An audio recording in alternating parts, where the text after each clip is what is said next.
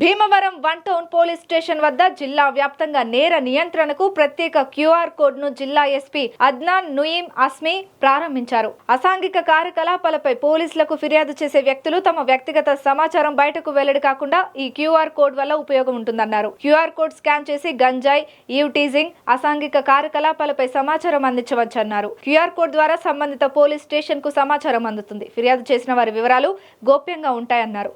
సమాచారం అందించేందుకు police station కు వెళ్లనవసరం లేకుండా ఈ క్యూఆర్ కోడ్ ఉపయోగపడుతుందన్నారు. పోలీస్ స్టేషన్, బస్ స్టాండ్, రద్దీ ప్రదేశాల్లో క్యూఆర్ కోడ్ ఏర్పాటు చేస్తామన్నారు. ఈ విధానం జిల్లా వ్యాప్తంగా అమలవుతుందన్నారు.